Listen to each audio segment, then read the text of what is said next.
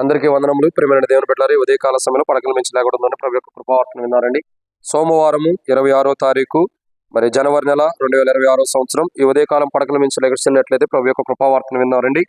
పడకల నుంచి లేచిన మనం అందరం ప్రభు యొక్క కృపావార్తను విన్నాం. లూకాసు వార్త 12వ అధ్యాయం 32వ వచనం.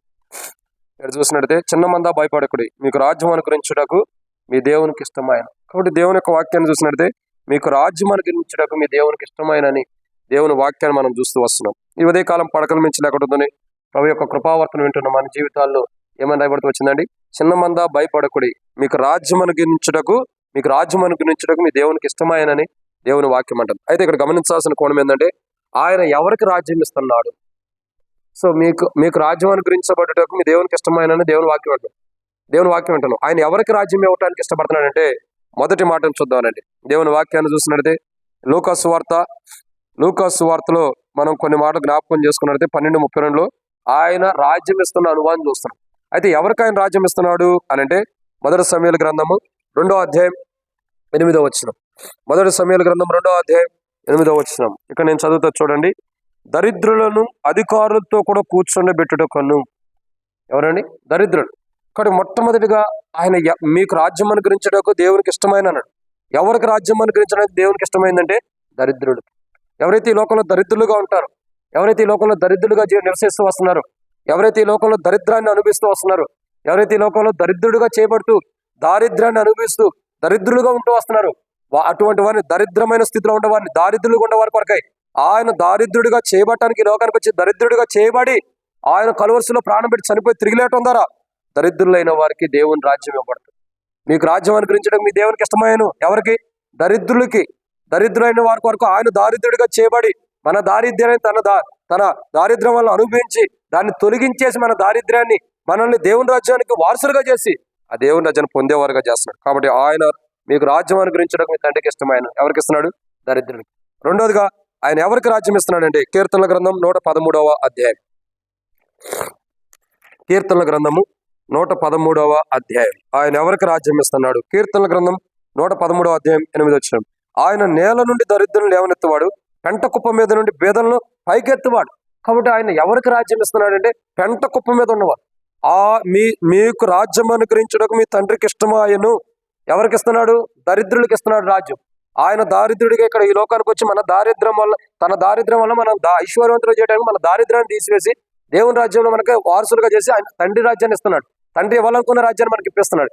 రెండోదిగా పెంట కుప్ప మీద ఉన్నటువంటి వారు, ఎవరైతే పెంట కుప్ప మీద నివసిస్తున్నారో, ఎవరైతే పెంట కుప్ప లాంటి జీవితం ఉందో, ఆ దుర్వాసన కొట్టేటటువంటి జీవితం కలిగినటువంటి వారిని ఆయన కలువరిసిలో రక్తం ధర కడిగి ఆయన మాధుర్యమైనటువంటి సువాసనతో కూడినటువంటి జీవితం, పెంట కుప్ప మీద ఉన్న మనుషుని జీవితాన్ని కడిగి ఆ మనుషుడి జీవితంలో సువాసనతో నింపడం ద్వారా ఆ మనుషుడికి తండ్రి ఇవ్వాలనుకున్న రాజ్యాన్ని ఇప్పిస్తున్నాడు.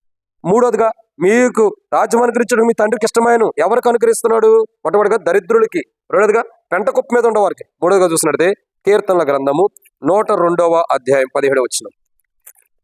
కీర్తనల గ్రంథం 102వ అధ్యాయం 17వ వచనం. ఆయన దిక్కులేని దరిద్రుల ప్రార్థన నిరాకరింపక వారి ప్రార్థన వైపు ఆయన తిరిగి ఉన్నాడు. ఎవరికి ఇస్తున్నాడు అని అంటే, దిక్కులేనటువంటి వారు. ఈ లోకం ఎవరైతే దిక్కు లేకుండా ఉన్నారో, ఈ లోకం ఎవరికైతే దిక్కు లేదు, ఈ లోకం ఎవరైతే దిక్కు లేని స్థితిలో జీవిస్తున్నారు, ఈ లోకం ఎవరైతే దిక్కు దోచని స్థితిలో దిక్కు లేని వారు ఉంటూ వస్తున్నారు, ఆ దిక్కు లేనటువంటి వారికి ఆయనే దిక్కు అయ్యుండి తండ్రి రాజ్యాన్ని ఇవ్వడానికి ఇష్టపడుతుంది. మీకు రాజ్యం అనుగ్రహించడానికి మీకు తండ్రికి ఇష్టమైన దరిద్రులకి, ఎవరికి? దరిద్రులకి రాజ్యం ఇవ్వడానికి దేవునికి ఇష్టమైంది. పెంట కుప్ప మీద ఉన్న వారికి రాజ్యం ఇవ్వడానికి దేవునికి ఇష్టమైంది. ఇంకా దిక్కు లేని వారికి రాజ్యం ఇవ్వడానికి దేవునికి ఇష్టమైంది. ఈ రోజు మన జీవితాలు కూడా ఒకప్పుడు ఇలాంటి స్థితిలో ఉన్న మనకు కూడా దేవుడు రాజ్యం అనుగ్రహించినందుకు మనం ప్రభుని ఆరాధించాలి.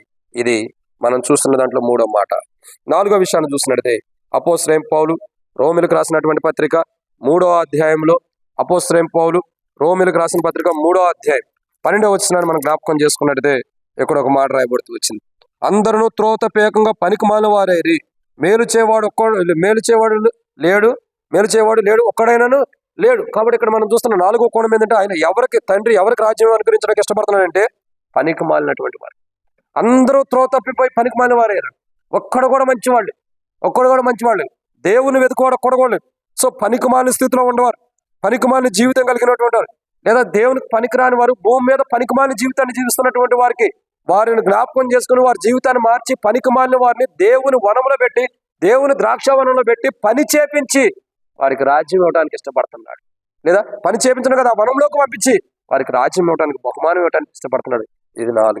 5వ కోణం చూసినట్లయితే అపోస్తలుడైన పౌలు ఎఫెసీయులకు రాసిన పత్రిక 2వ అధ్యాయం 1వ వచనం, మీ అపరాధము చేత పాపము చేత చచ్చిన వారు ఉండగా ఆయన మిమ్మల్ని క్రీస్తుతో కూడా బ్రతికించాడు. ఇక్కడ 5వ కోణం ఏంటంటే చచ్చిన స్థితిలో ఉన్నటువంటి వారికి. ఒకటి, మీ చూడండి, మీకు రాజ్యం అనుగ్రహించడానికి మీ తండ్రికి ఇష్టమైన ఎవరికి? 1 దరిద్రులకి, 2 పెంట కుప్ప మీద ఉన్న వారికి, 3 దిక్కులేని వారికి, 4 పనికిమాలిన వారికి, 5 చచ్చిన స్థితిలో ఉన్నటువంటి వారు. ఎవరైతే చచ్చిపోయిన స్థితిలో ఉంటారో, ఎవరైతే మరణ స్థితిలో ఉంటూ వచ్చారో, ఎవరైతే చనిపోయిన అనుభవం ఉంటూ వచ్చారో, చచ్చిన స్థితిలో ఉన్నటువంటి వారికి రాజ్యం అనుగ్రహించడానికి మీ తండ్రికి ఇష్టమాయను. చనిపోయిన స్థితిలో ఉన్న మనకి తండ్రి రాజ్యం అనుగ్రహించడానికి ఇష్టపడుతున్న వారికి ఉంటారు. పాపం చేత అపరాధం చేత చచ్చిన స్థితిలో ఉన్న మనకి తండ్రి రాజ్యం అనుగ్రహించడానికి ఇష్టపడ్డాడు కాబట్టి ఆ రాజ్యాన్ని మనకి ఇస్తున్న వాడుకుంటాడు. ఇంత గొప్ప అనుభవాన్ని ఈ చూడండి, దరిద్రులకి, పెంట కుప్ప మీద ఉన్న వారికి, దిక్కు లేని వారికి, ఇంకా పనికిమాలిన వారికి, చచ్చిన స్థితిలో ఉన్న వారికి తండ్రి రాజ్యం ఇవ్వడానికి, ఆ తండ్రి రాజ్యం అనుగ్రహించడానికి ఇష్టపడ్డాడు. ఇలాంటి అనుభవం ఉన్న మనం కూడా ఒకప్పుడు ఇలాంటి అనుభవం ఉన్నాం.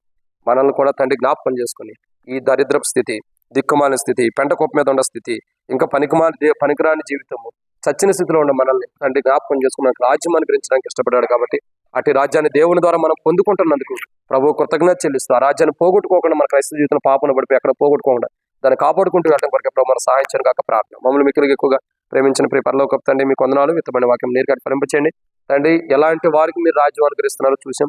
ఆ రాజ్యం మాకు కూడా ఇచ్చారు. దాన్ని మేము పోగొట్టుకోకుండా కాపాడుకుంటూ క్రైస్తవ జీవితంలో కొనసాగిస్తే ఏ పాపాన్ని బట్టి అది పోగొట్టుకోకుండా కాపాడమని యేసు ప్రభు నామములో ప్రార్థిస్తున్నాను తండ్రి. ఆమేన్. అందరికీ మన ప్రభువైన యేసుక్రీస్తు నామములో శుభాభివందనములు. Praise the lord.